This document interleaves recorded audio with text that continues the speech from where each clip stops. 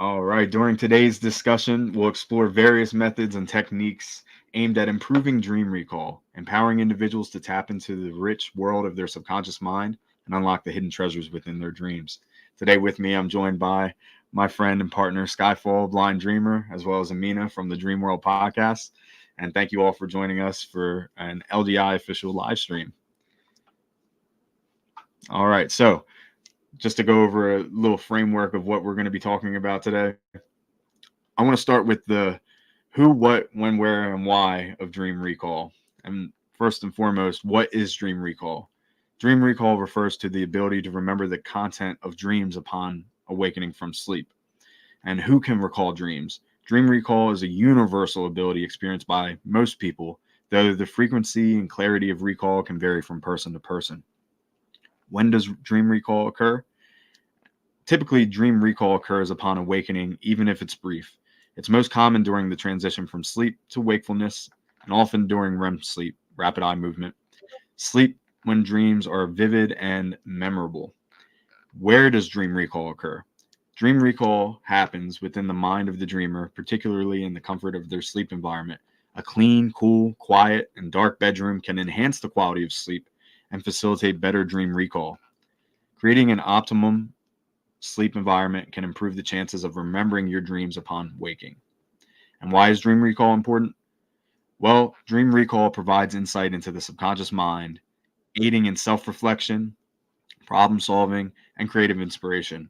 It also facilitates the exploration of emotions, fears, and desires that may be otherwise hidden or repressed. So, with that being said, I'll pass the mic over to Ryan and he can give a brief overview of what recall means for his lucid dreaming practice. Oh, sorry, Ryan, we can't hear you. Okay. It might actually help if I unmute my microphone when I start talking.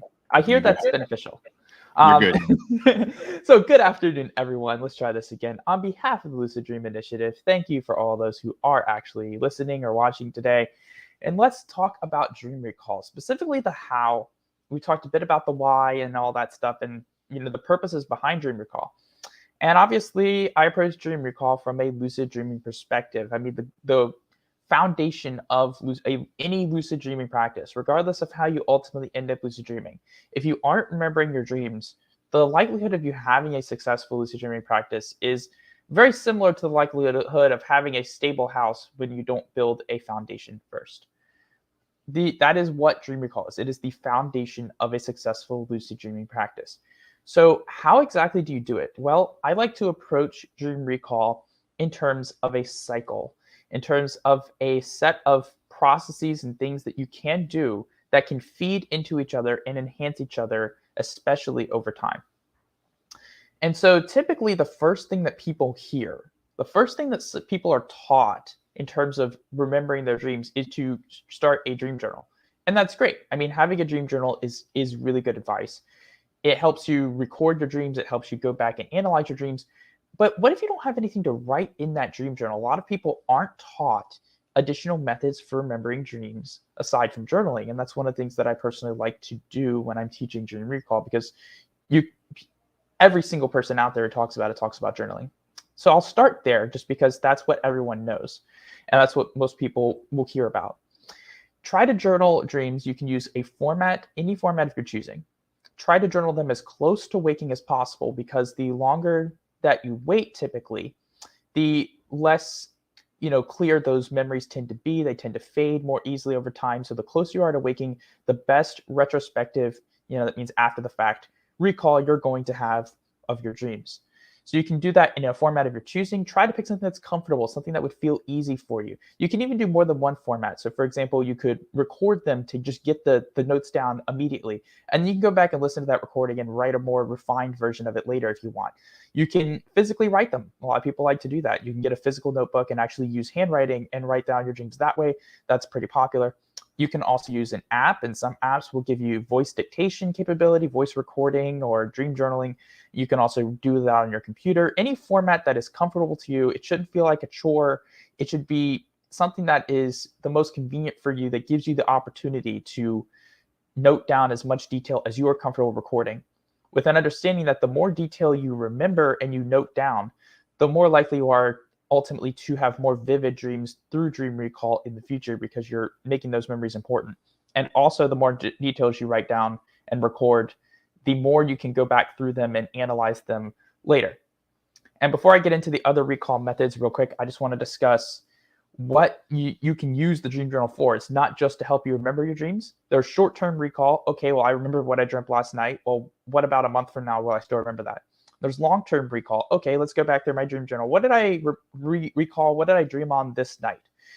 And you can go back and look through that. Are there any trends in my dreams? Any repeating themes or patterns that could potentially be dream signs, the recurring type of dream signs, anything that's repeated, something with a high frequency of happening in my dreams, something I could train myself to notice, any things that are like out of place that are happening in my dreams, your non-recurring dream signs, just anything with a low chance of happening while awake. Oh, so whose flying car is that? How am I blocking someone with energy out of my hands?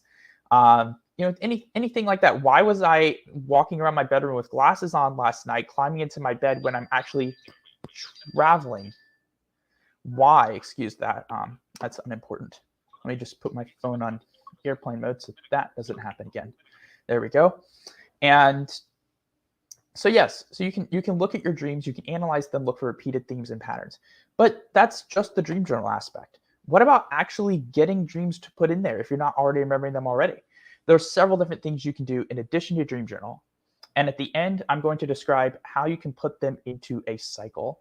And before I go, do any of y'all have any comments on any of that so far? Yeah, I mean, everything you said was great and spot on. Dream journaling really is the foundation before you can even focus on lucid dreaming or anything like that. It's kind of the basic of just starting to love all your dreams and pay attention to that part of you. And yeah, there's a lot of things you can do to start dreaming, because I hear that a lot too. Like, how do I dream journal if I don't even have any dreams? Some people haven't remembered a dream in years.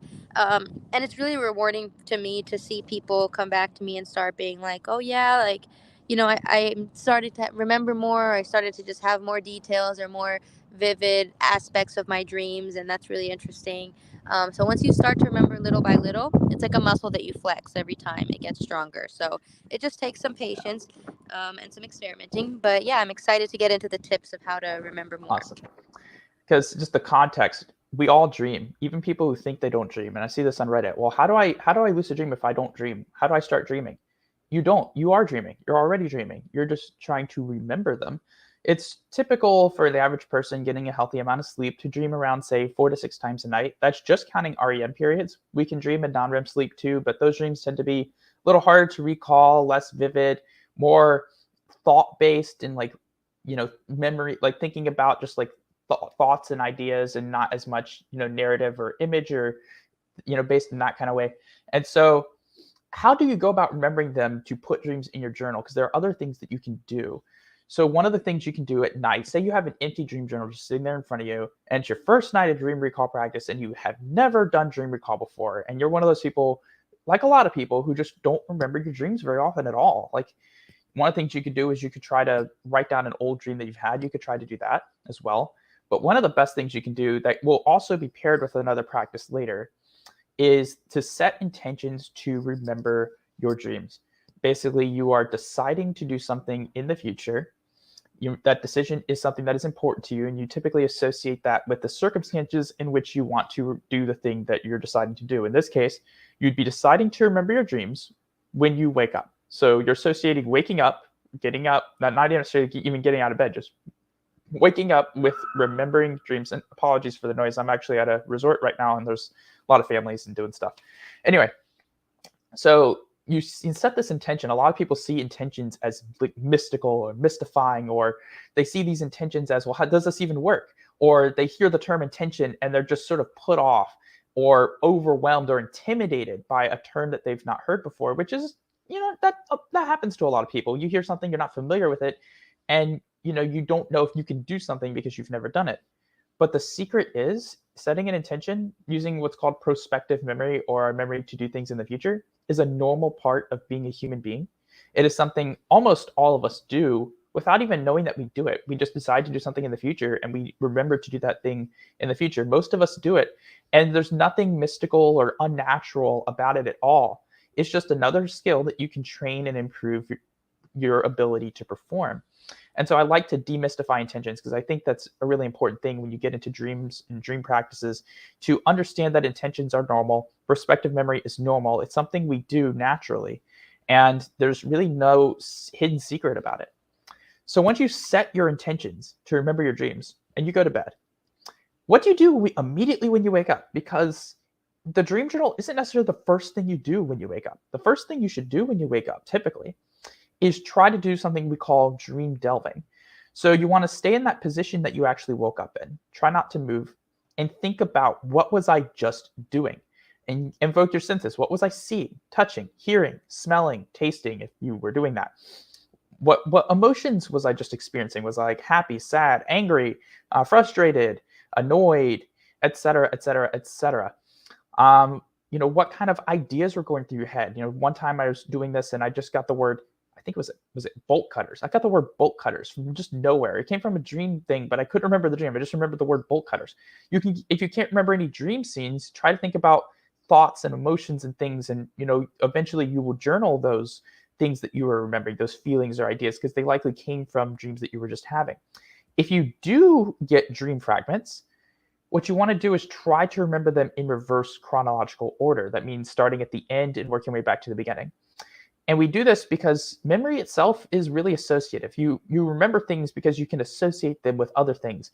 And it's like this giant spider web of connectivity and all these things being associated with different things. And so the easiest to remember is the most recent, because that's the closest thing to what you were just doing. And that's associated with the memories that happened before that, before that, before that.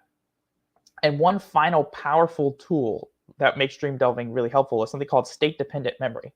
That reason why you stay in that position you woke up in is because that sleeping position is associated with the memories of what you were just doing. And so that helps you remember your dreams. And you can also repeat that exact same procedure that I just described in any position that you sleep in throughout the night to try to recall dreams. It is really helpful, especially right as you're waking up, because that's when those memories are easiest to remember and also can be most easily forgotten. And that's basically what dream delving is. After you do that, after you finish dream delving, you journal your dreams. If you're someone who can fall asleep really easily, maybe you set a second alarm to wake you up so that you don't just fall back asleep. Something like that. Maybe you make yourself a little uncomfortable so that you can stay awake while you're doing it. There are a few different things you can do there. And when you finish delving, you journal your dreams, as we discussed, in as much detail as you're comfortable with, in whatever format you choose. And then once you actually do have something to journal, before you go to sleep, when you're setting those intentions, also review what you have journaled. And you create this cycle. You create a cycle of reviewing dreams before bed and setting intentions to remember dreams when you wake up, dream delving, journaling your dreams, reviewing your dream journal. And all of that, you're thinking about your dreams. You're involving yourself with your dream memories. And you're helping yourself to remember your dreams in the present, the past, and the future.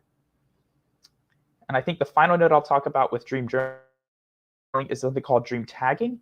This is something you can do specifically when you wake up in the middle of the night during a wake back to bed or natural awakening. Anytime you wake up during the night, you can do some dream delving. But instead of fully journaling dreams, because for people like me, that can keep you awake and actually make it harder for you to get back to sleep, you can do what's called tagging. And you do this by noting a keyword, several keywords or phrases from the dream that you can then read and use that to associate with the dream memories and remember them. And you can do that while setting an intention to remember those dreams that you were thinking about when you wake up. And that's it. That's the process. Wonderful, wonderful. Thank you so much for going through all of that, Ryan. You said a bunch of stuff I'd love to touch on. First and foremost, dream journaling and how recording your dreams can be so useful for many, many reasons besides just capturing the dreams.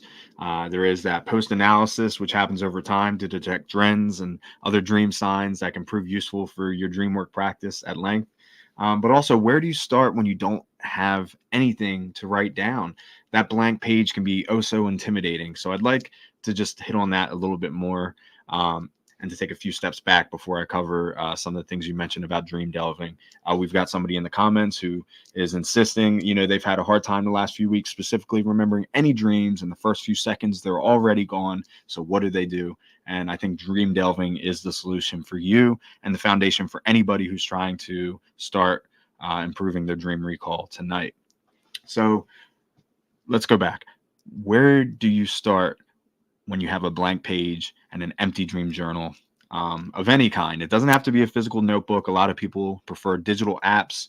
You can use just any note-taking system, like on a laptop computer even. A voice recorder works. Or telling somebody about your dreams. That's a really ancient practice that still holds a lot of weight, in my opinion. I think there's a social component missing to a lot of dream work practices that can help keep you accountable also.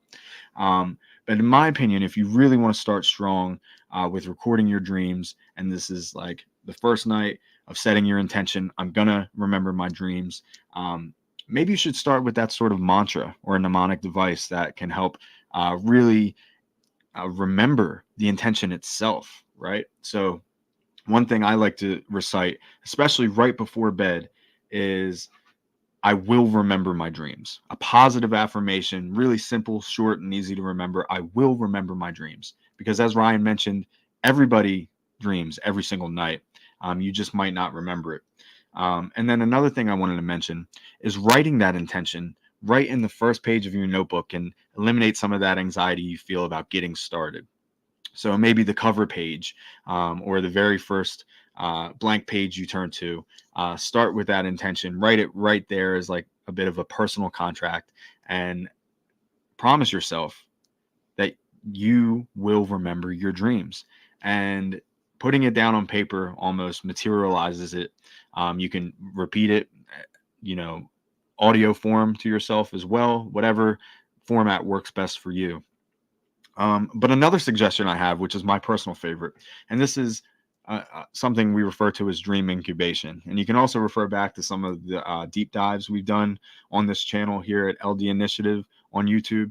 And you can see how dream incubation can be used as a great tool to start mentally rehearsing dreams that you want to have. Because not only will that increase the likelihood that you could have that type of dream, but also now you're filling out a blank page in your dream journal as if it were a dream you're actually recording. And some general tips I like to give people for once they start documenting their dreams is to write it in first person progressives. That is, I am running. I am with my, parents. I am at this place currently as if it were happening, because putting yourself in first person perspective as if you were there experiencing it in the now can also help you set your mind in the right place to actually continue working backwards to remember more details about the dream. And I also agree with Ryan that working by association with the most recent thing you can recall is a great way to unfold many more details that seem to be locked or encoded within your mind. So that's a few quick pointers I have on how to start with a blank dream journal when you don't have any dreams to work with.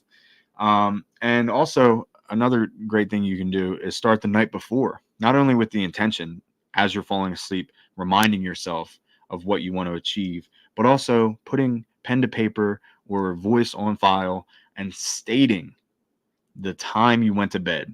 Documenting your sleep schedule is an important tool you can use to really get your sleep schedule on track, because without sleep, you won't dream. And there are many factors which go into sleep hygiene, which can contribute to proper sleep chemistry and enable you to have more REM or dream sleep, which is conducive to better dream recall memory. So again, I'm going to take it way back and mention something else you said, Ryan, and that's everyone dreams, regardless of whether they consciously remember it or not. In many modern societies, dreams are often dismissed or overlooked, leading to a lack of focus on remembering them. However, by shifting our perspective and recognizing the potential significance of our dreams, we can set a strong intention to start remembering them again. And I'd like to mention something by Dr. Matt Walker, a renowned sleep scientist, who proposed an intriguing theory regarding forgotten dreams. He suggests that these dreams are not permanently lost, but rather temporarily misplaced akin to an IP address. Certain triggers or associations can potentially bring these forgotten dreams flooding back into our consciousness. So don't give up just because the memory isn't first and forefront of your mind. By dream delving, the practice of remaining still, waking up, staying still, remaining in that position, running through your five senses, including your emotions, to try and trigger any details you can to bring back your dreams, you can unlock a whole bunch of other details that you had no idea existed. And then I wanted to go back into the what category, because many people believe dream recall and dream work practices in general hinge on memory. Much like recalling events from your waking life, think about your recollection of everything that's happened since you woke up this morning. Chances are you only remember the most salient details that stand out to you. Now imagine if I asked you to write down every single thought that crossed your mind since you got out of bed. It would likely feel overwhelming. And dream journaling operates on a similar principle, but it doesn't have to be that daunting or complex. Ryan mentioned tagging, which is a great way to just quickly get down some of the most important bullet points, which is a great way to start your dream journal. You don't have to write an entire page, just start with some dots. And think about how memory works, right? Short-term memory typically only allows us to recall 3 to 7 details at a time. So in order to remember more details, you have to make these memory pegs or mental associations that allow you to recall much, much more. So I also wanted to touch on this memory topic, the two different types of memory, because Skyfall mentioned retrospective memory, which is sort of working backwards, much like you would now, trying to remember every detail of your day with what happened most recently. There's also prospective memory, which involves intention of performing a future task with a predetermined trigger. And I thought I'd mention Stephen LeBurge in his book, Exploring the World of Lucid Dreaming, where he encourages dreamers to engage in exercises and waking life to improve this faculty. For instance, you can make a mental note every time you pass through a doorway throughout the day. However, it's essential to be aware that our subconscious minds can adapt to repeated stimuli over time. To counter this, it's crucial to remain vigilant and avoid becoming complacent with our efforts. For example, simply placing a post-it note on your mirror may lose its effectiveness over time unless you regularly move it around and recharge your intention through practice and effort. So I wanted to just kind of pause there and see if there was anything you two wanted to add on anything I said. So yeah, the thing, one of the things you mentioned earlier is they actually kind of call that a sleep journal, and where you note down your actual sleep habits. You journal your times you went to bed, times you woke up, all that throughout the night. And that is something I've heard recommended many times now, and that is actually a good idea. I'd like to touch on the importance of a good sleep schedule and just good sleep hygiene in general for dream recall. I'm on vacation and my dream recall has sucked the past few days, probably because I've gotten less than 6 hours of sleep on most nights, because I'm when in Rome, right? I'm doing a whole bunch of stuff because that's what I'm kind of here for. And then last night I went and slept 10 hours because, well, after being awake for 20 hours the day before, it's probably good. And then my dream recall exploded last night and I had 3 lucid dreams and a couple more non-lucid dreams. And that's, your sleep hygiene can affect that. Certain medications or drugs can affect your recall. How much you're sleeping, whether or not you have a consistent sleep schedule, disruptions to your sleep, or even waking life stress, things like that can negatively affect your dream recall. So if you're going through a dry spell, it's not necessarily a permanent thing. It doesn't mean you've lost the ability to remember your dreams. There could just be something going on in your life that is disruptive, like, I don't know, final exams, something a lot of students would be dealing with right now and over the past several weeks. A major career change. Maybe there's something going on at home and it's causing you a lot of stress. Maybe you're not able to get a lot of good sleep and your sleep schedule is erratic, or you're not getting good sleep and there are things that can be disruptive. There are certain substances that are known to suppress REM sleep, which is actually it's a light stage of sleep where we typically have our most vivid and easiest to recall dreams. And one thing to note on sleeping is if you're someone who sleeps a little less, say the healthiest 7 to 9 hours, and say you're sleeping like 5 to 6, The longest REM periods are actually those at the end of our sleep, which means that those would be the longest and easiest, typically longest and easiest to recall dreams. And so there might find a noticeable difference in dream recall if you're not getting a healthy amount of sleep, just because that last bit of your sleep is prime dreaming time. And losing out on that can definitely impact recall as well. Great points, Ryan. I really appreciate you mentioning that. Amina, did you have anything to add? Yeah, just really quick, and then I gotta go for a bit. But yeah, everything you guys said was spot on. The other thing too, like when it comes to sleep hygiene, like you guys said, there's a lot of factors.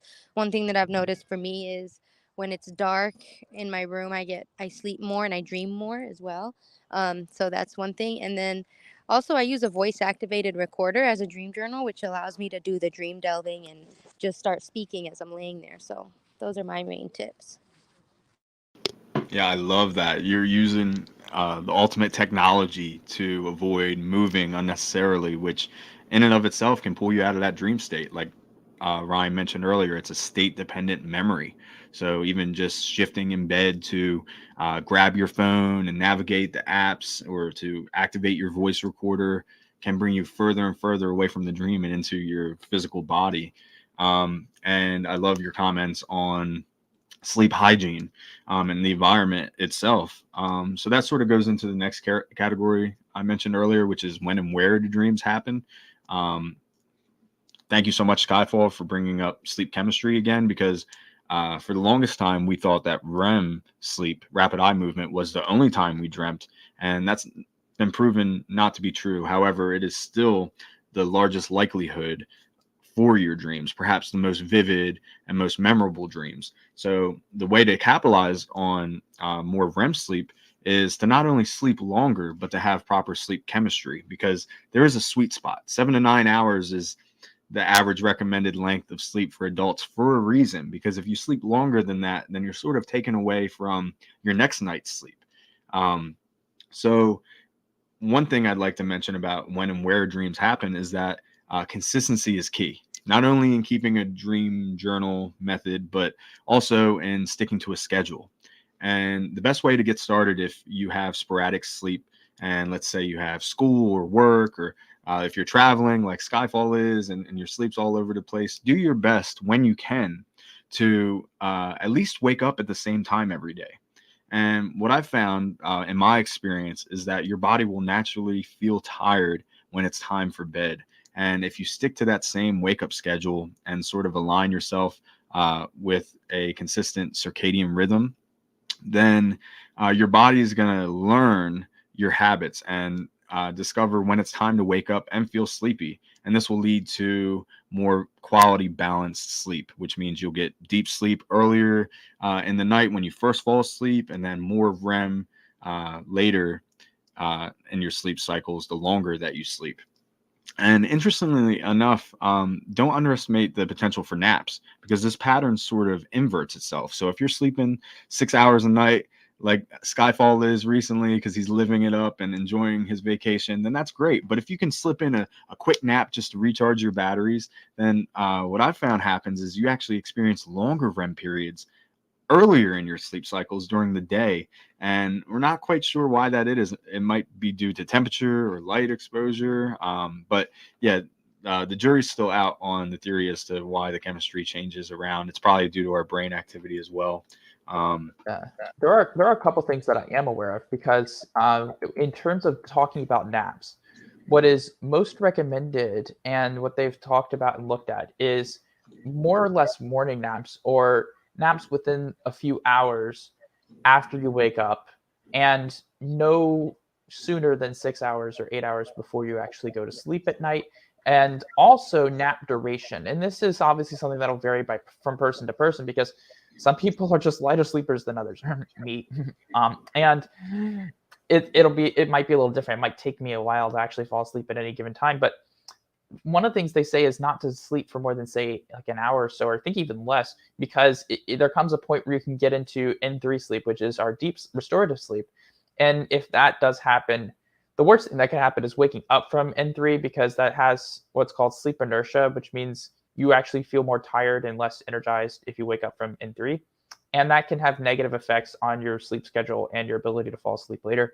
And so there is some like discussion around length of naps and when it's best to nap. So we don't fully understand everything, but there is some general understanding that it's best if the naps are close to when you wake up and not within a certain time frame of falling asleep, and best if they're shorter in duration so that they don't involve N3 sleep if that can be managed. So there are certain things around naps that are good to know as well. Great advice. Thank you for mentioning that. From what I've learned, 30 minutes or less is ideal for a quick power nap. If you are going to sleep longer than that, again, there is sort of like a middle zone you want to avoid. Otherwise, you'll wake up feeling more groggy. And after 30 minutes, you might want to just try to complete a full 90-minute sleep cycle. If that's the average length for most adults, but it does vary person to person. So explore what works for you. And if you find yourself taking a nap too late in the afternoon, shift it earlier. Keep it as close to the morning as you can, because then you're going to be taken away from your evening sleep again. And then also explore with different lengths of naps, recommended less than half an hour, or maybe even going for that full sleep cycle, but it is possibly different for everybody. So yeah, I just wanted to kind of touch on this a little bit more. So dream recall is intricately tied to our sleep patterns and overall sleep hygiene. While more sleep does typically mean more opportunities for dreaming, there is a balance to strike. The recommended 7 to 9 hours of sleep represents what I'll call the twilight zone, ensuring enough rest without oversleeping, which can actually inhibit dream recall. And there's other considerations such as sleep latency, which is the time it takes to fall asleep, and that also plays a role. Ideally, this should be less than 20 minutes to maintain a strong association between laying down and actually resting. Practices like avoiding screen time and blue lights before bed, as well as late meals or caffeine, can prevent indigestion and contribute to smoother transitions into sleep. So it's also worth mentioning that creating an optimal sleep environment with tools like sleep masks or earbuds to block out disturbances, especially in shared living and sleeping spaces, can further enhance the quality of sleep and dream recall.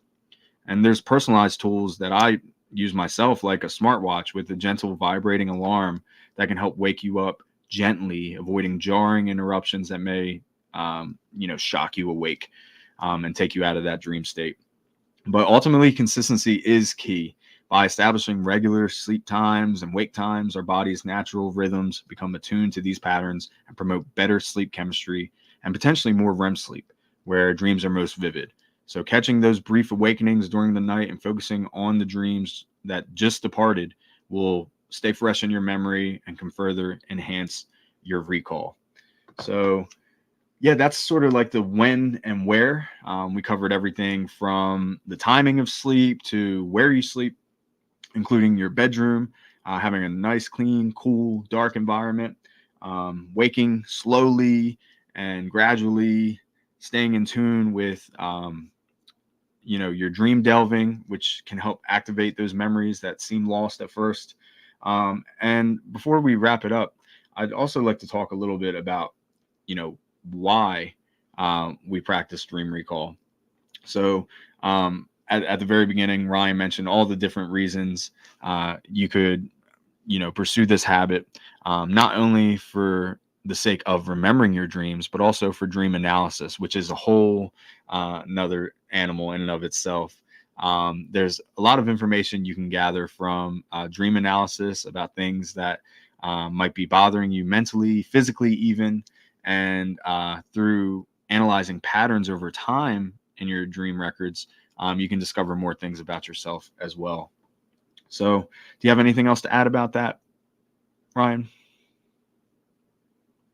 I think we've pretty much covered a lot of stuff here. And Awesome. again, dream recalls are really, really important, especially for all of us who are listening who are going to start a lucid dreaming practice. This is ultimately the foundation. If you're not remembering your dreams, having a lucid dreaming practice is, I would say, impossible, but extraordinarily difficult. And just like having a mobile home in Tornado Alley is probably not the best decision, trying to lucid dream without a solid foundation of dream recall is probably not the best decision either. And so it is really incumbent upon all of us who are interested in lucid dreaming to do what we can to help improve our recall and look at these options and opportunities that we have and really acknowledge the fact that we are dreaming. I think it's amazing. For a lot of people just don't realize how often we dream and what that means and what we can do with that. So realize that we are actually dreaming and there's all this potential just locked away, and all we have to do is learn and train those skills to help us remember our dreams, and that is the foundation of a solid and sustainable lucid dreaming practice. Yeah. I just wanted to chime in there and say, how often are we dreaming, right? And again, we mentioned the 90-minute sleep cycles on average. It might fluctuate slightly person to person. But if you're sleeping the average 7 to 9 hours a night, that means you should have at least 4 or 5 dreams, individual distinct dreams every night, and perhaps more if you're experiencing multiple awakenings. So maybe think about keeping like a dream recall score, right? If you're starting a brand new dream journal, you're opening that first page, you're writing down a strong intention, which can serve as like your positive affirmation or a mantra that you repeat as you're falling asleep to really set that strong reminder of what you're trying to achieve. Then you're documenting your sleep diary, which includes when you went to bed, anytime you woke up, when you're waking up for the day, and then bullet points, tagging key elements of your dream, which can trigger other details without feeling overwhelmed with recording all of the things that you can possibly remember. Think of it this way. If you're just remembering one dream a night, that's a score of like 1 out of 5 if you're sleeping enough. And then you can multiply that by the week. So you should be having ideally 35 dreams every week. And if you're saying I remember 0 dreams out of the last 2 weeks, like somebody in the comments was earlier, then that means you get a score of 0 out of 70. And it's not to be overly critical because it's very normal for you to experience highs and lows and dry spells depending on what's going on in your personal life. The important thing again is to stay positive and to focus on consistency. So start by filling out that dream journal with the key details. Maybe write down a dream you'd love to have in as much detail as you'd like. And then when you start to remember dreams, don't just put them in there, whatever recording device you're using, and forget about it. Go back and review your dream journal because there's plenty of information you can learn about your dreams and yourself personally just by exploring things you've already documented. So go back maybe on a weekly basis, give yourself a score just to understand where you're at and realize that if you're having poor dream recall now, through hard work, effort, and dedication, you can improve that rate. And eventually, with more dreams, you have better chances of also achieving a lucid dream if that's a goal that's important to you as well. So yeah, I actually wanted to mention one last thing about not having any dream recall and sticking with the habit, which is definitely important when you're first starting out. Crystal, who's been the host and facilitator for many of the deep dive videos we've done on this series, we're so grateful for. She mentioned to me earlier that rewriting your dreams that you've already had is a very underrated practice that can help improve your dream recall because you're sticking to the habit. Now you're familiarizing yourself with the content of your own dreams. You could potentially recognize dream signs just by reiterating it in this way. And that's just another creative idea that someone within our community has brought to the table. And I'm sure there's plenty of other personal practices you can explore to find out what works for you. We don't have all the answers by any means, but some of the things we mentioned here today are definitely grounded in science and backed by our personal experience as well as the consensus of the community at scale. So I just wanted to kind of wrap it up in summary, and then we can take questions from whoever's in the audience still. And if you have any questions, you listen to this through and you have something to add, drop us a comment below and we'll do our best to get back to you as soon as possible. In summary, understanding the intricacies of dream recall involves recognizing it's universal among individuals and the potential significance of our dreams and personal growth. By honing memory techniques such as perspective and retrospective memory, we can enhance our ability to recall dreams.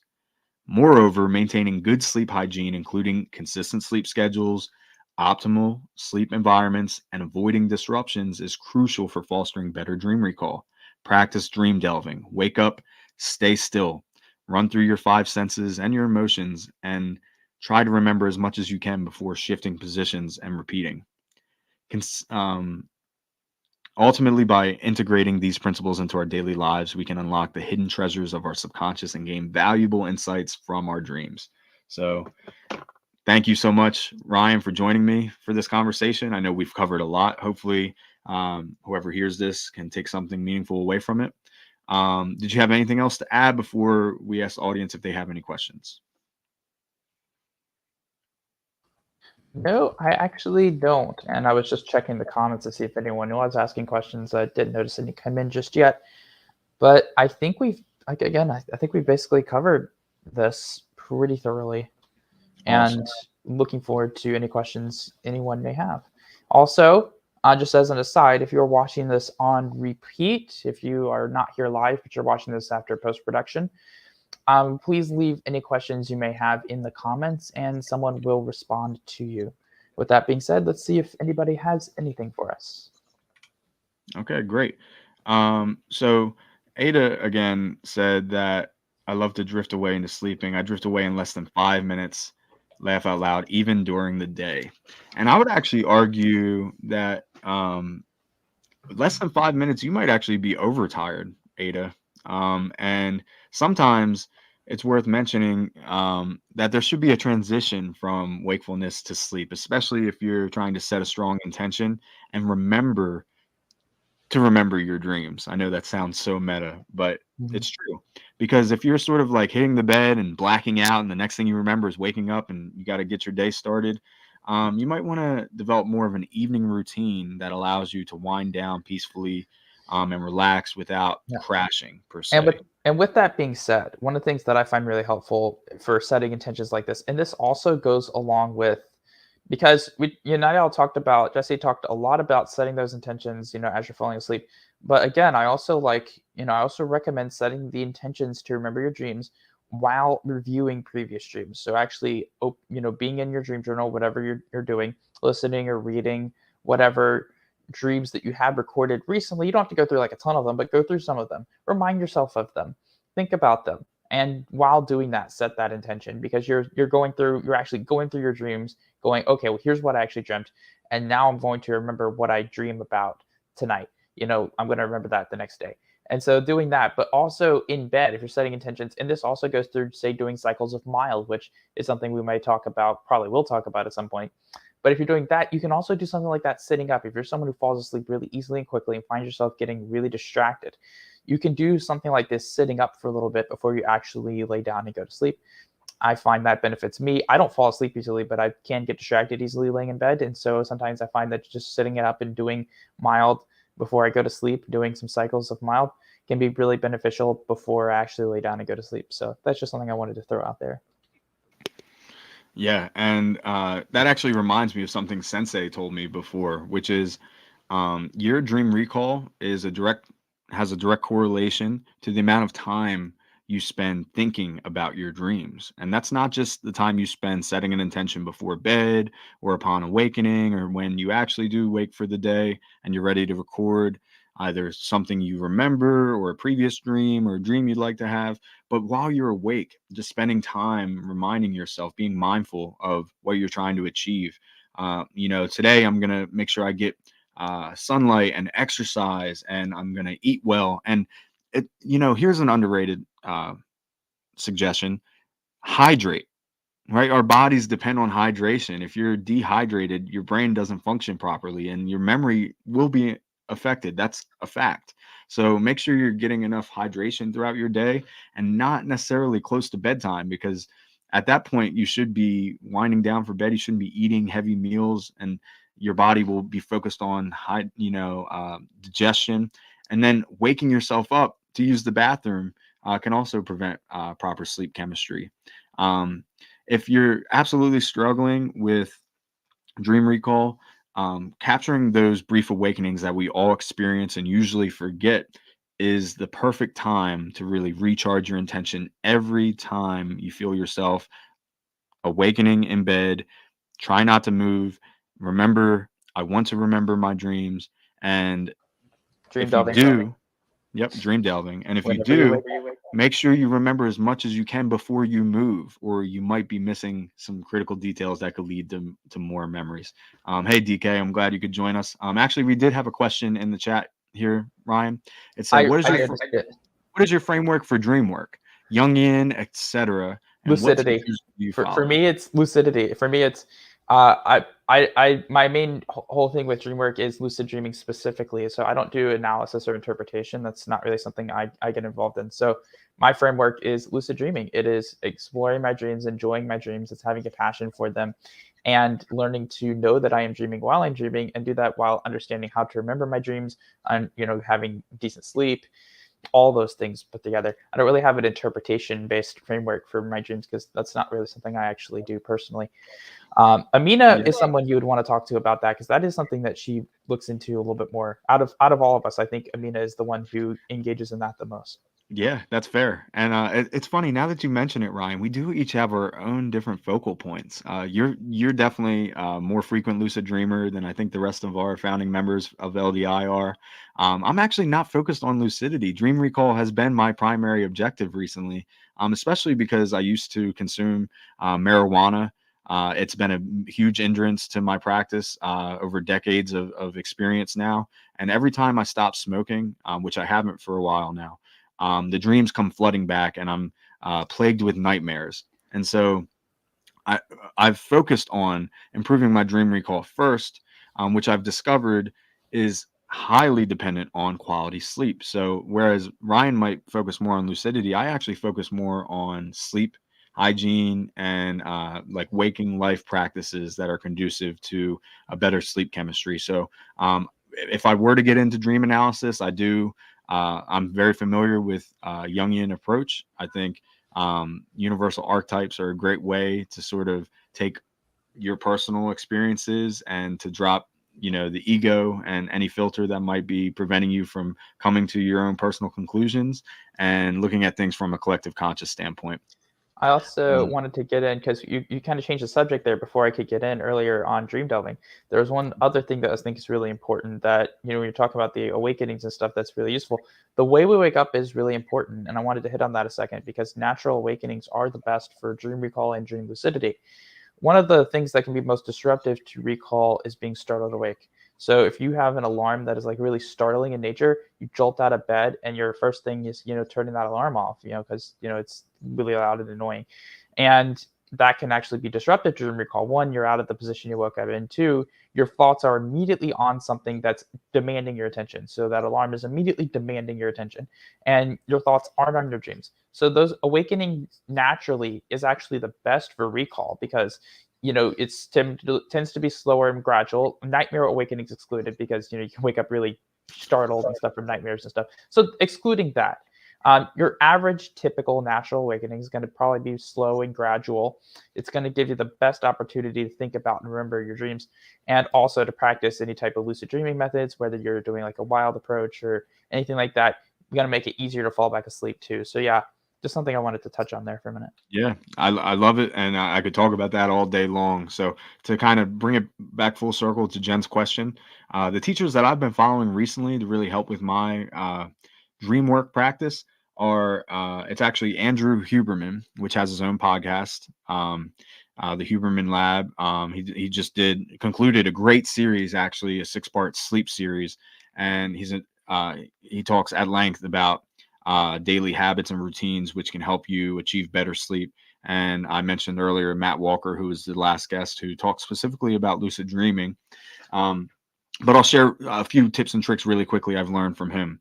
So when you first wake up in the morning, you should do your best to align yourself with a natural sleep schedule. Everybody has a circadian rhythm, which is unique to their lifestyle. And you can discover that by keeping what Skyfall referred to as a sleep diary within your dream journal. And so that's going to record things like when you had your last meal, when you consumed your last cup of coffee, if you had any other drugs or stimulants that are going to affect your sleep. Some people believe in taking supplements, and you want to document that and see if that has an effect on your sleep, although very limited research on many of those that people rely on in our community. But here's how my practice goes. So, in order for me to wake up at the same time every day, you sort of have to do some reverse engineering. What time could I wake up every day, regardless of what my schedule has going on? So, regardless of school, work, personal life commitments. I have a 2-year-old toddler, and I have to, base my day entirely off of their routine. And if you know anything about kids, is routine is so important.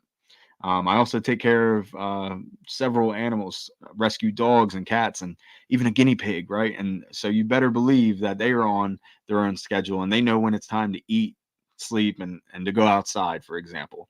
So what I do is I decide, hey, if I can wake up at the same time every day, let's say it's 7 a.m., and I want to make sure I'm getting the recommended 7 to 9 hours of sleep, you're going to count backwards from 7 a.m.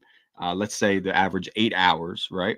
And make sure that I'm asleep by 11 p.m. the night prior. And in order for me to fall asleep at 11 o'clock, I just can't, go from watching Survivor on TV to, hitting the mattress and falling asleep in 5 minutes, like Ada did mention in the comments earlier. Much like Ryan, I am a light sleeper, and it does take me some time to transition. And there are things you can do like meditation to help with that. But I want to give myself at least an hour to make sure I'm cutting out the screens. I'm taking a nice, warm, relaxing shower, which helps lower your body temperature, ironically. And then going into a cool, clean bedroom where I can put on my sleep mask, block out all light, and maybe listen to either, a nice, relaxing podcast or some ambient noise, just to help tell my brain with the same triggers and associations every night, it is time for rest. And then, you get your 8 to 9 hours of sleep. You wake up at the same time every day. Like Ryan said, don't rely on an obnoxious alarm that requires you to jump out of bed to turn it off. Try keeping your alarm close to bed so you can turn it off immediately. I use the smartwatch to achieve this. And then if you have to get up by a certain time, you can maybe use a secondary alarm. But the idea is to spend some time transitioning from sleep to awake and vice versa on both ends. When you get up in the morning, Huberman recommends exposing yourself to sunlight for up to half an hour as close to awakening as possible. And that's good for your body for a ton of different reasons, but it's also going to help train your brain for when it's time to wake up and fall asleep. Not only is it light based, but temperature is a huge trigger. It might be even more important, but it's associated with sunlight, right? So you go to bed when it's cold and you wake up when it's warming up. Getting your body moving is also telling yourself it's time to get going for the day. Consuming food, which is going to give you energy for the rest of your day, is also beneficial earlier rather than later. So those are just a few things you want to be mindful of that many people might not consider when they're trying to have better sleep and dreams. So yeah, if I were to tell you my teachers, I would definitely recommend checking out either the Matt Walker podcast or Huberman Labs. And I think that's it. I haven't seen any more comments rolling in. Yeah, I had a couple other things. Go ahead, Ryan. Yep, go ahead. We got time.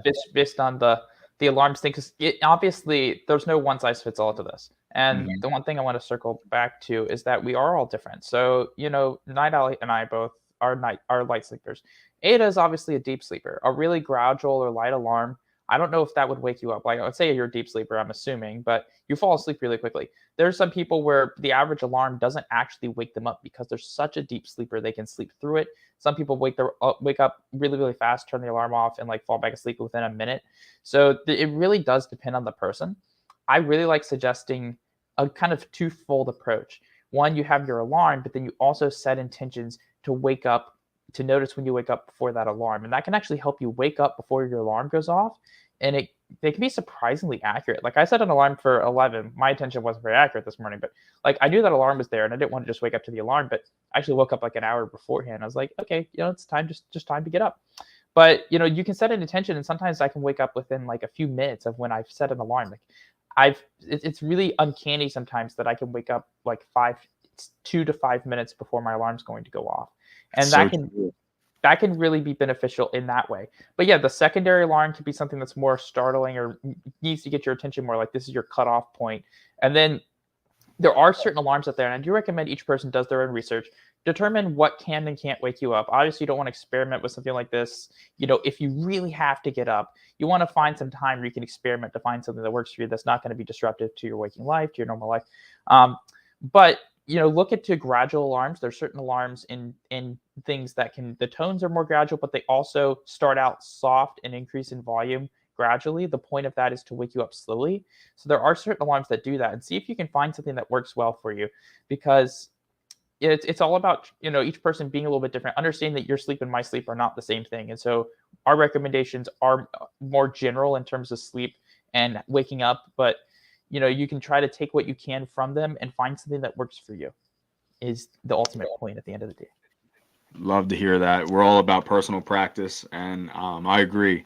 The internal body clock is so spot on. It's why you hear these stories of, oh, I wake up at 3:33 in the morning every night on the dot, and it's like you're subconsciously programming yourself to repeat that action. And my advice would be to just face the clock away from you, because that could lead to some sort of nighttime anxiety if you're constantly measuring, oh, if I don't fall asleep by this time, I won't get enough rest, and you're constantly recalculating. So again, maybe try focusing on the wake up time, which will allow you to feel tired when you're supposed to. Create an evening routine conducive to better sleep hygiene, and plenty of tips and tricks to go around. I think we covered a lot, and it's almost time for us to go. So thank you so much for joining us. Thank you, Ryan, Skyfall Blind Dreamer, for being here with me and sharing all of your wisdom with the experience you've had, years of lucid dreaming now. I hope this helped. Yep. And with that being said, we're going to wrap it up here right at the top of the hour. I appreciate everybody who joined us before, during, and after this live stream. Please leave us a comment, a like, and subscribe to stay up to date with all things LDI. And with that Come to being our said, website, go to ldinitiative.org. If you have not subscribed to our newsletter, we would strongly encourage you, if you're interested in getting more updates from us each month, to go to ldinitiative.org. That is ldinitiative.org, and subscribe to our monthly newsletter. And again, if you liked what you saw here and heard here, if you have any questions of your own, give us a comment. Please like and subscribe. If you're seeing this and you're not already a member of the channel, you're already subscribed, please like and subscribe. We appreciate all of you, and I hope everyone has a great day. peace and sweet dreams, everybody.